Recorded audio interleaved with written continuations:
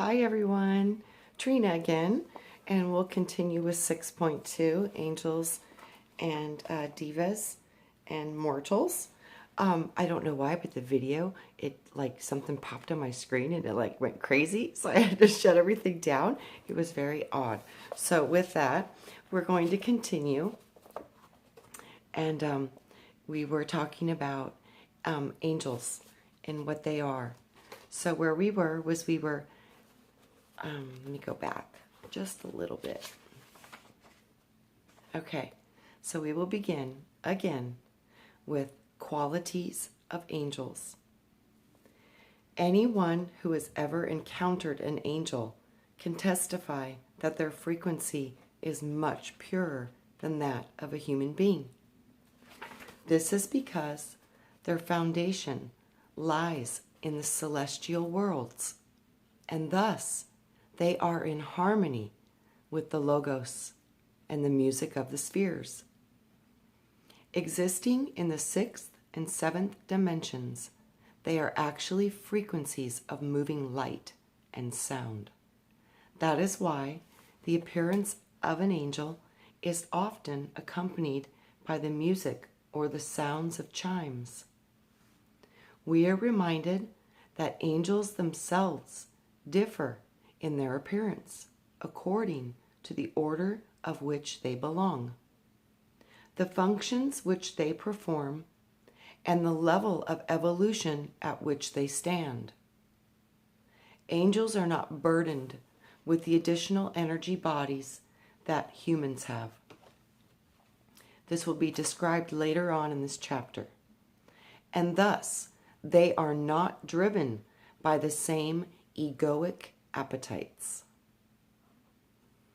They do not have mental, astral, or emotional, physical bodies, or the inherited genetic patterns that lie at the heart of our cellular memory.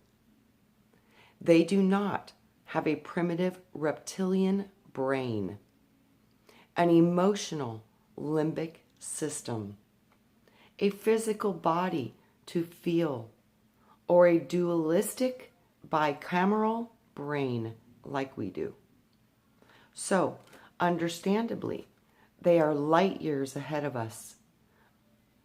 The angels have only acquired 2 of the 7 subtle energy bodies that we have: a diamond body and an etheric body. This allows them to directly transmute vast amounts of information in milliseconds. Human beings, on the other hand, have 5 additional energy bodies, the net result of which is to submerge us into duality. The angel's abilities to send and receive information almost instantly is a function of the brilliant diamond body of the 7th dimension, which has the power to travel at the speed of thought, perceive in 360 degrees, and visit any plane of reality. Their 6th dimensional Buddha body emanates joy, peace, and bliss, and it can energetically merge with the subtle energy fields of all living things, vegetable, animal, mineral, human, or planetary, directing an empathetic life force to one another. This is the empathy where we can feel each other. 6th dimension, Buddha body. And then 7th, angelic body. The angelic body, I have some connection to this still, because this is where I travel at the speed of thought. And I've been able to do this always in my astral mental capabilities. I think it and I can just be there. So, that's beautiful. So, the philosopher and mystic Emanuel Swedenborg writes, "The wisdom of the angels is indescribable in words. Yes. Angels can express in a single word what man cannot express in 1,000 words. This is why you hear people all the time say there are no words and the downloads are just too big. This is what this is coming from. For in every single word spoken by an angel, there is an arcana of wisdom in a continuous connection to which human knowledge could never reach. Here it goes to explain, those who are in heaven have a more exquisite sense, that is a keener sight and hearing. The light of heaven, since it is divine truth, enables the eyes of angels to perceive and distinguish the most minute of things. Moreover, their external sight corresponds to their internal sight or understanding. For with angels, one sight so flows into the other as to act as one with it. That's beautiful. The archangels. Within the angelic kingdom, there are the great archangels, or the Dhyani Kohans, as referred to in theosophical literature. These are emissaries of light, such as the archangels Raphael, Michael, and Gabriel, who have never descended into mortal form, but have and will ever remain at the side of God, helping to oversee our human evolution. They may also be great souls that have already completed their entire evolutionary program in an earlier cycle of time. Thus, these beings have acquired a consciousness that is far closer to God and God's awareness. In this way, they are great beings of light, operating much like spiritual laws, having become direct extensions of the will of God. These beings are the overlighting intelligences that assist us in the running of the universe. Fundamentally, clairvoyant Jeffrey Hodson tells us these beings are the directors of universal forces, the power agents of the Logos, God's engineers, the great creative processes, which is regarded as continuous. I keep hearing master architects. That's what I keep hearing in my mind right now. The grand architects, the master architects, the builders of light. According to the ancient wisdom, there are several types of post-human entities. These include the angels, the lords of karma, the mind-born sons, the sons of light, the builders, the lords of light, the planetary angels. The highest archangels have achieved such a level of enlightenment that they are put in charge of enormous universal forces, galaxies, and the flow of incoming rivers of light. Those of the first group build, or rather rebuild, every planetary system after the night of God, when all manifestation goes into a dormant state. The second group of builders is the architect of our planetary chain, exclusively. And the third group, the progenitor of humanity, the macrocosmic prototype of the microchasm. The templates. I keep seeing it. Angelology, or angelology. Today, there seemed to be some confusion about whether angels that we read about in the Bible and other texts were really etheric spiritual beings, or the physical messengers of the gods. So, let me take a moment to address this matter. The gods that we are referring to are the extraterrestrial visitors known as the Anunnaki or Anakim. Their sojourn on this planet has largely been hidden from the public for the past 2,000 years. Yet their arrival on our planet and their interactions with us are recorded in history, myth, and legend. And in recent times, much of this historical information about these beings has begun to surface once again. These tall, long-lived world civilizations came to colonize our planet eons before our human history began. And because their countenance is far more radiant than ours, they have been known to us as the Shining Ones. These cosmonauts could fly, and many of their aerial vehicles look similar to those of modern-day UFO accounts.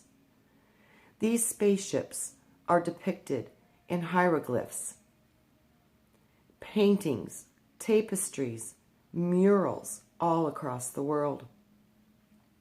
Accounts of these gods are also found in the Norse, Greek, Roman, Egyptian, Indian, Native American, Chinese, Australian, Mayan, Incan, and Celtic cultures. Over the past 2 centuries, archaeology has unearthed thousands of clay tablets written in cuneiform from the ancient lands of Sumeria, Chaldea, Assyria, and Persia, modern-day Iraq and Syria, Turkey, and Iran, all documenting the human interactions with the Anunnaki. These discoveries have the power to rock the very foundations of all traditional religion theology, and their existence should not be swept underneath the rugs. And while this is not a subject of particular in this book, it is relevant because these gods are linked to what we commonly know as angels in the Old Testament. These great winged beings who were commissioned by the Anunnaki to act as messengers between them and humans, thus blurring the line between beings who originated from another part of the universe and the higher beings of light who come from the spiritual dimensions. After nearly 30 years of research, I am now convinced that both of these groups of beings exist. The angels of the Old Testament appear to be a group of luminous physical beings sent by the Anunnaki gods to deliver messages to humanity. Messages that were often moral or inspiring, but also assisted with the implementation of law in the infrastructure of civilization, especially once the gods began to withdraw from human interaction. The second is a group of spiritual beings who were sent by the spiritual hierarchies from the 4th and 5th dimensions. Their only interest in humanity is the preservation of knowledge and the upliftment of our spiritual evolution. While these spiritual beings are certainly capable of manifesting a human form if needed, they are not physical beings, nor are they subject to the passions of a physical or emotional body. As a mystic and a historian who has had interaction with both of these groups since I was a child, I understand that it is very easy to get these two mixed up. The focus of this book, however, is on the higher angelic beings of light who function as selfless expressions of spiritual law. It is the job of these angels, devas, and spiritual teachers to oversee the evolution of planets like this one, and to act as guardians for humanity. As we awaken over time, these angelic beings honor the free will of all human beings and do all things in accordance with divine will. Because of this confusion, however, the development of the angelology has been a mishmash of different sources reported by those who have had encounters with both groups. These accounts go back to the time of Enoch, many thousands of years ago. Some of these encounters even made their way into the Zohar, the Old Testament, the Quran, the Vedas, and each holy book that lies at the heart of our various religions. This makes it even harder to sort out the mystical encounters with beings from the higher realms, from our ancestors' past encounters with these sophisticated space beings. Author and researcher Malcolm Goodwin writes about the confusion in this development of angelology. The evolution of this idea of a unique angelic species can be viewed from the countless angels. Historically speaking, for instance, they are clearly the hybrid result of an extraordinary Hebrew program of crossbreeding original Egyptian, Sumerian, Babylonian, and Persian supernatural beings. This genetic interaction of ideas produced the outward appearance of winged messengers of God, which we know today, by the 1st century after Christ. This is essentially the Jewish creation that was adopted, almost wholesale, by the new religion, and the 6th century later by the Muslims. Since then, the fundamental angelic form has undergone no radical alterations.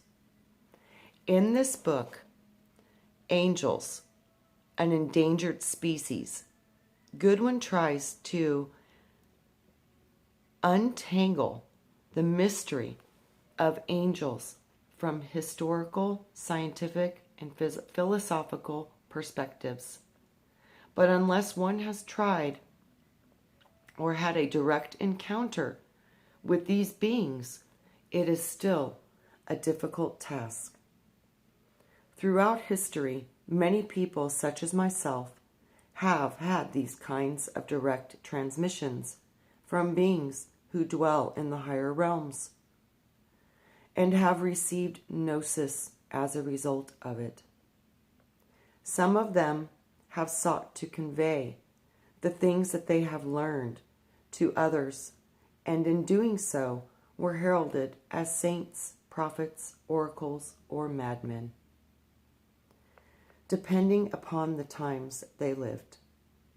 Certainly, hundreds of rishis, yogis, and mystics, rabbis, priests, and nuns, spiritual initiates have also had their own transcendental experiences with these non-physical realms and received great wisdom as a result. The Indian rishis, for example, whose spiritual sight was hereditary, they would enter into a communion with the devas and find that they could approach the 1,000-branched tree of life to apprehend the functions of the great powers at work in the cosmos. Some of these groups, like the Essenes, sought to consciously reestablish contact with these spiritual hierarchies, so as to accelerate their own spiritual enlightenment. In the Essene Gospel of Peace, a little-known group of writings hidden in the Vatican has only been made public in the 20th century as a result of the scholarship of a priestly candidate named Edmund Szekely, which learns that Jesus taught his followers how to establish communion with 14 different angels. These are clearly angels of a spiritual kind, since each angel he mentions works with an elemental force of nature. Wow. Jesus taught his followers how to energetically communicate and connect with the angels of the sun. Wow. The earth, the waters, the air, and the angel of Mother Earth. Wow. These are the overlighting devic presences that work within the realms of nature to help sustain the worlds of form. Here is a small excerpt from one of these prayers. Angel of the sun, there is no warmth without thee, no fire without thee, no life without thee. Holy messenger of the earthly mother, enter the holy temple within me and give me the fire of life. So we can now see that Jesus knew about and worked with the spiritual beings who oversee the kingdoms of nature. But all are these beings, all different from the angels of the Old Testament. As confusing as angelology is for both the historians and the ufologists, for those with inner sight, there is no question that such higher dimensional beings exist. The list of them is long, and it includes many.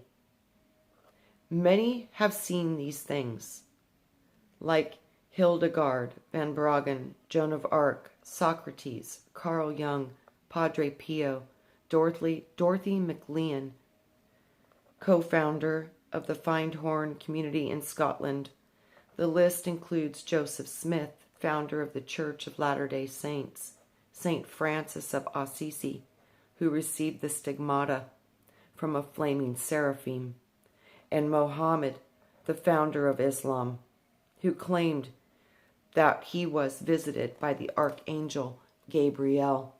In fact, so powerful was Muhammad's encounter that the Quran has made the existence of angels one of the 6 articles of faith. Speaking from personal experience, I can tell you that such powerful encounters can completely transform a person's life. Yet they take place at a subtle energy level that is beyond and behind the physical world. Madame Blavatsky writes about these angelic beings in her opus, The Secret Doctrine. The Hermetic philosopher called Theoli, gods, genii, and daemons, the original texts, and by other names.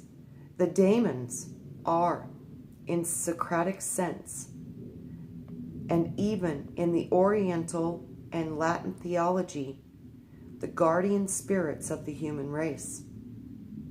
Those who dwell in the neighborhood of the immortals, and thence watch over human affairs. Barbara Martin, lifetime clairvoyant, writes about her own encounter in communicating with the divine. Countless sages and mystics have claimed direct contact with these holy ones. The work to uplift humanity and form the evolutionary link connecting us to God. These exalted beings on different levels of unfoldment, which is why it is called a hierarchy, yet all work in perfect harmony with one another. Together they form the evolutionary chain that links all life, from the simplest amoeba to the most radiant archangel. God works through these wonderful beings, guiding and steering the entire process of evolution. We will start again with our angelic origins in the next video. I hope you guys are finding this information valuable. I have had the beautiful experience of communicating with some of these higher intelligences, and I will tell you, it does change you. And once you go to these places, it definitely, you will never be the same, and it will stick with you in your memory like nothing else does. These visions and these precious opportunities to connect with the divine aspects of our world and our consciousness is a gift. And I would suggest to each and every one of you to try every day to open up your imagination and connect with the angelic realms and connect with the higher realms and connect. When you connect to those, you're actually connecting to a part of you.